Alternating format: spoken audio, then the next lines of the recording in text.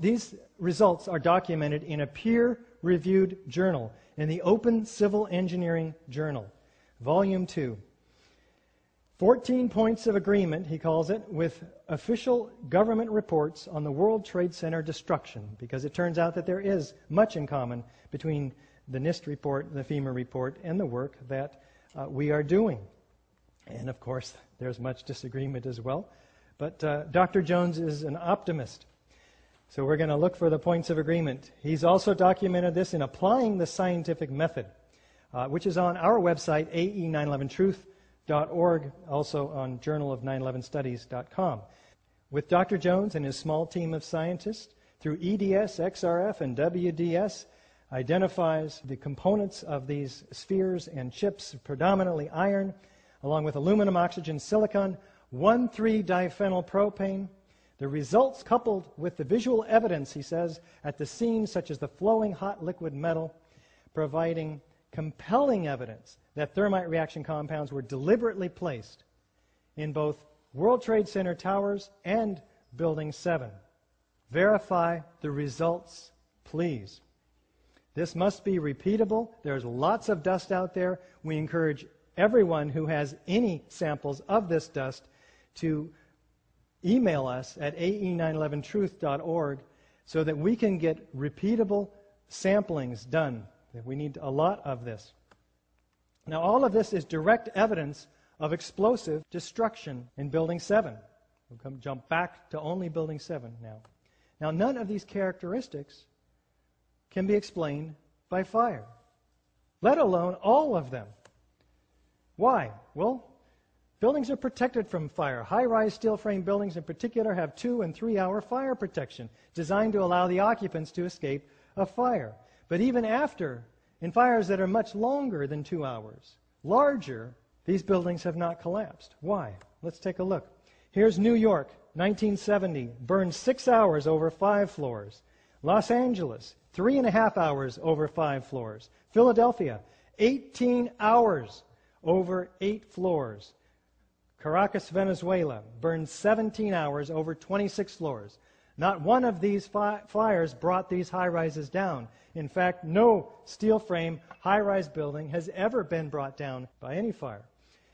Yet relatively small and randomly placed fires and a whole lot of smoke is to have brought this skyscraper, Building 7, down in 6.5 seconds after burning in just that afternoon.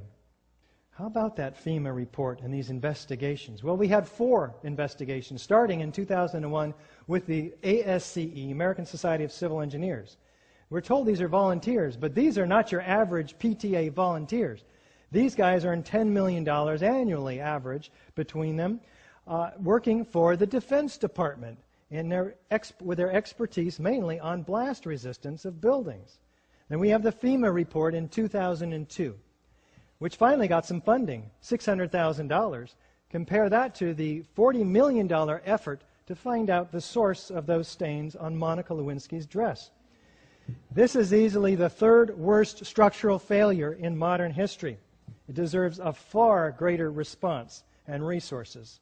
In 2002, we had the Silverstein-Weidlinger report, responsible for reversing the theory of FEMA, which came up basically with the pancake theory, or the zipper theory, where one truss pulled away from the columns and then caused the others to pull away, and that chain reaction went around, and then the floors pancaked all the way down. We'll talk about that. Silverstein-Weidlinger report was responsible for changing that theory, because if that were true, it would have been the bolts that broke, and therefore Larry Silverstein, the overall owner of this complex, would not have been paid his $5.6 billion that he's been paid on the insurance settlement. Why? Because that would have been the building's fault instead of the terrorist's fault. So we had to have another theory. And the new theory states that the trusses sagged, pulled in the columns. They blamed the persistence of that connection. And then the columns buckled, and then the whole thing came down. Either way, it's something that we're going to be looking at very, very critically here in a moment.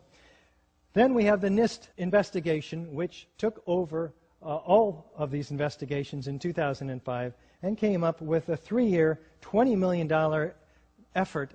We'll take a close look at NIST's work.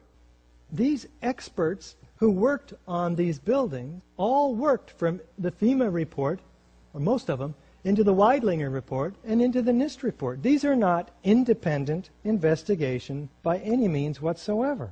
Let's listen to what FEMA did conclude, because it is interesting. Evidence of a severe high-temperature corrosion attack on the steel, including rapid oxidation, sulfidation, and subsequent intergranular melting.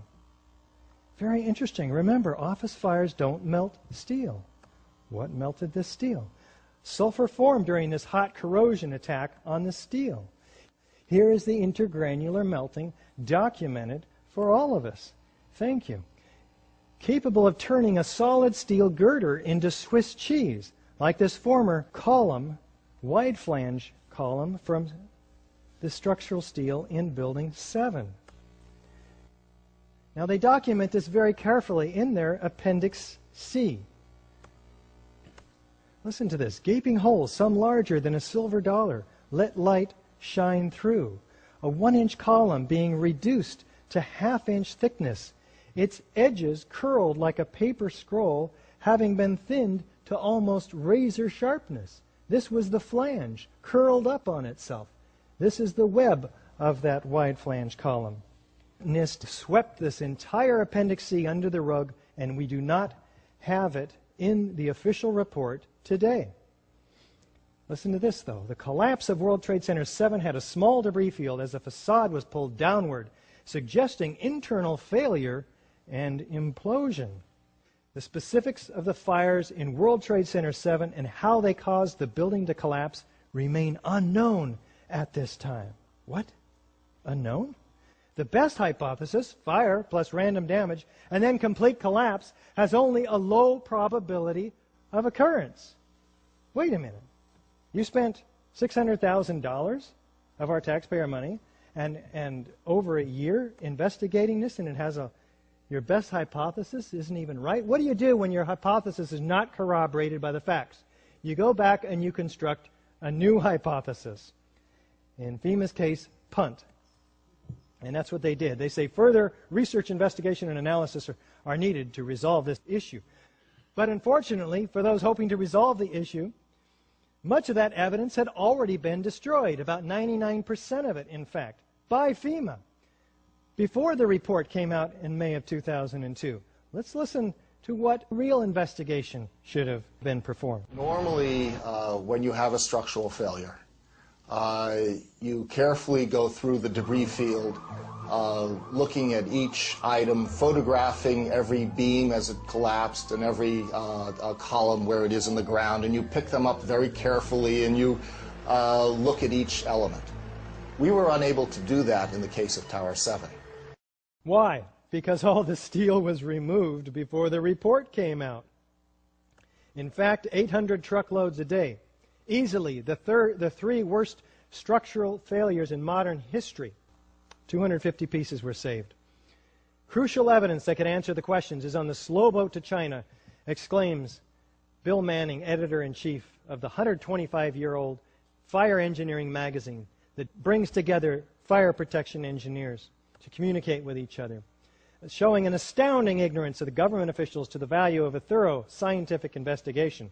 The destruction and removal of evidence must stop immediately. Commission a fully resourced blue ribbon panel to conduct a clean and thorough investigation is what they were calling for. If the evidence contradicts your fire hypothesis, destroy it. That's where our tax dollars are going. How about the 9/11 Commission, which was tasked with giving us the fullest explanation? No. Not one sentence in the 571 pages of the 9/11 Commission report even mentions the destruction of World Trade Center 7. Is this one of the reasons, perhaps, that Senator Max Cleland resigns from the Commission, citing it's a national scandal? The investigation is compromised.